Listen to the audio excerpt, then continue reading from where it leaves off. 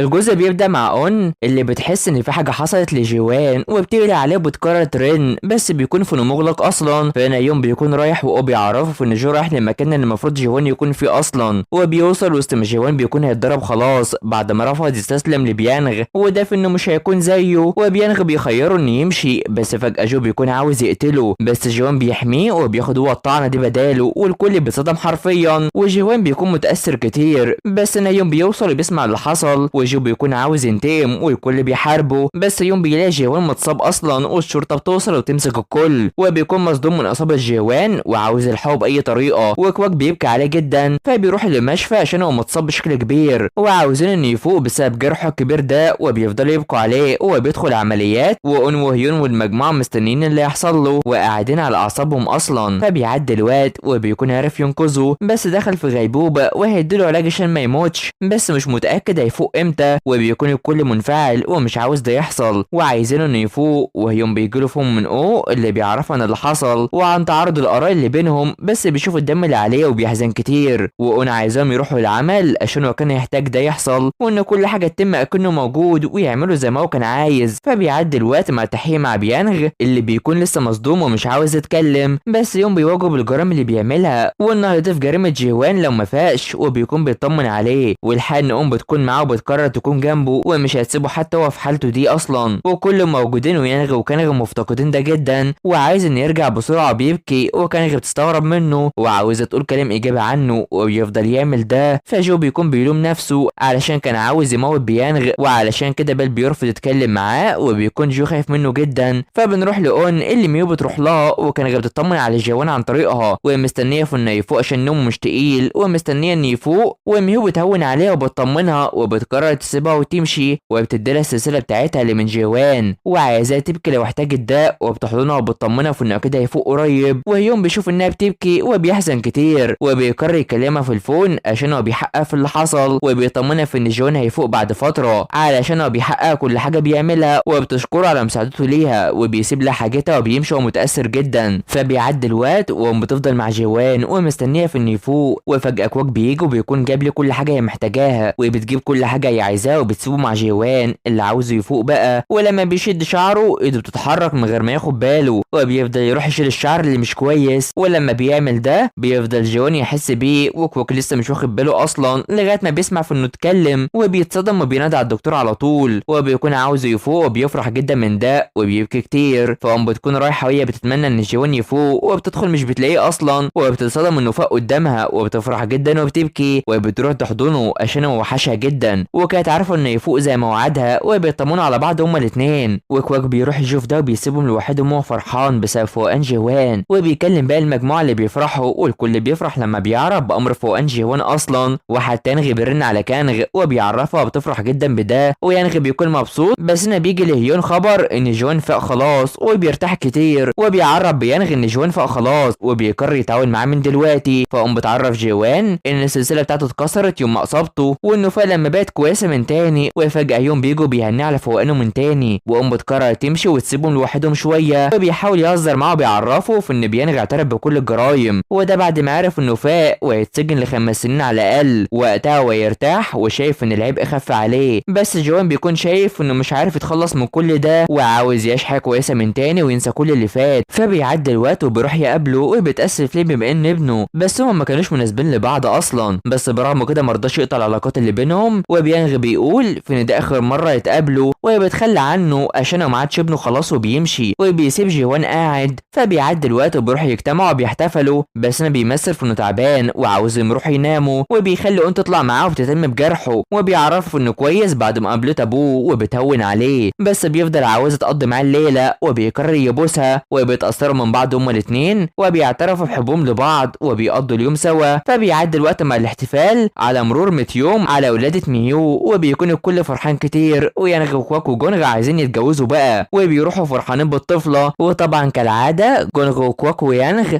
بيفضلوا يتجادلوا على الطفلة ومش عايزين انها تبكي خالص، وشايفين كل واحد فيهم انه مش عارف يربي طفلة خالص ولا عارف يتعامل معاها حتى. وده لغايه ما ينغوا وميو بيجوا وبياخدوه منها وبيروحوا يتصوروا سوا، بس بيتكلموا مع جيوان عن الجواز واللي لازم يحصل، واللي بيكون مركز مع اون هو بيتخيل انهم اتجوزوا وخلفوا اصلا، وبيفرح كتير من الشعور ده وبيفضل مركز فيها وبيتمنى ان ده يحصل في يوم، علشان اون بتكون جميله جدا وهي مع الطفله وبتكون عارفه تتعامل مع الاطفال بشكل كويس، وهو كمان بيكون حبيبها وهي شايفها كده، وبيلاقوا انه مبسوط وواقف مكانه، وعلشان كده بياخدوه على طول، وام بتروح تصور العيله وبيحتفلوا بمرور يوم على بنت ميو يونغ، واللي بنعرفه ان ام بقت مشهوره وبقى عندها مليون مشترك على اليوتيوب، وجيوان بيسمع انهم عايزين يشوفوها متجوزه بقى وكده، وبيحتفلوا كلهم سوا، فبيعدي الوقت وبيروح يتكلم عن ان اكيد ميو يونغ مبسوطين، وبيقرر يساعدها عشان حدث بكره، وكل ما يكون هيتكلم على حاجه معاها بتكون مشغوله كتير اصلا، وبيفضل مرتبك يقول لها ازاي انه عاوز يتجوزها. يعدي الوقت ما الاجتماع وبيلاقي ان جون بيفكر في ان ازاي يفتح معاه موضوع الجواز اصلا، وبالفعل بيقرر يروح يجيب خاتم، بس لسه ما جالوش الفرصه لده، ومش بيكون معبر جونغ خالص، ولما بيشوف الوقت بيطلع يجري على طول وبيسيبهم لوحدهم ومستغربين، وده علشان بتحضر الحدث مع الاطفال واللي بتكون بقت مشهوره والاطفال بيحبوها وحابه ده جدا، وبتعمل مسابقه بينهم، واللي هنا بيحضر جوان وبيشوفها وبيفتكر اول مره شافها فيها وقت ما كانوا مع بعض، وبيفتكر كل الذكريات اللي كانت بينهم وبينهم من زمان، وانها كانت معاه في كل حاجه ولحظات تمسكهم ببعض، وبيكون فرحان كتير وهو شايفها، فبيعدي الوقت وبيمشوا سوا، وبتكون باللي حصل بيفكرها في زمان وقت ما قابلها وخلاها تمشي في طريق كويس وبتشكره كتير، وفجاه بيجيله فون من يونغ وبيعرفوا ان لو يارد لها الزواج يبقى لازم يكون معاها حاجه، في حين ان يون بيكون لسه متابع اون وبيعرض عليه يروح في ميعاد متدبر تاني وعاوزه يخليه مرتبط بقى وبيجبره على ده، فبنروح لسهر يونغ مع ميهو بعد ما نيموا الطفله، وفجاه ابوها بيجي وبيتخانق مع امها وبيقرر ينضم ليهم ومش بيفهم انهم كانوا يسهروا سوا اصلا، فبيعدي اليوم ويونغ بيروح يشوف ان جوان متحير كتير وعاوز يركز على دعم الشركه للتعليم اصلا، في حين ان كواكو وجونغ قرروا ارتباط وانهم يقابلوا 2 ستات علشان الارتباط، وبيكونوا بيعملوا حاجات غريبه وده علشان ينسجموا معاهم بسرعه، وحرفيا بيتصرفوا ومن الواضح انهم مش بيكونوا عارفين يتصرفوا مع بنات خالص، فسونغ بتتكلم مع يون واللي لسه بيدعم اون وعايزه تكون سعيده، فقوم بترن على جوان وهيون بيشوفها وبيركز فيها زي اول مره شافها فيها اصلا، وبيحزن وبيمشي، فبتروح تخلص عملها في المشفى ولسه جوان مش بيرد عليها، بس هنا بتوصل وبتلاقي الانوار موجوده وصندوق ذكرياتها، وبتشوف انه كاتب ليها انها تلعب معاه على طول، وهنا بيحضر هو متأنق وبيعرفها في انها حسنت حياته ومش هيسيبها ابدا وعاوز يكون معاها ويحبها على طول، وبيقدم لها خاتم الجواز وبيفرحوا كتير وبتوافق وبتلبسه وبيحضنوا بعض هما الاتنين وبيبوسها تحت انظار الكل واللي فرحانين باللي حصل ده، فبيعدي الوقت والكل بيجتمع وبيتحضر اصلا عشان جوان واون جايين، وبيقرروا يمشوا وبيجيب لون عربيه كهديه وبتتفاجئ بيها جدا علشان هما اللي عملوها ليها وبيبسطوها على طول، وبيركبوا سوا وبيمشوا، فبيتجمعوا كلهم سوا بالزي بتاعهم ده لمكانهم اللي باسمهم اصلا، وبيفرحوا كتير باللعب وانهم مع بعض على طول، وقصتنا بتخلص على هنا. فلو استمتعتوا بالمسلسل ما تنسوش اللايك والاشتراك في القناه وتفعيل الجرس يا حلوين علشان تتابعوا مسلسلات تانية كتير. تابعونا، سلام.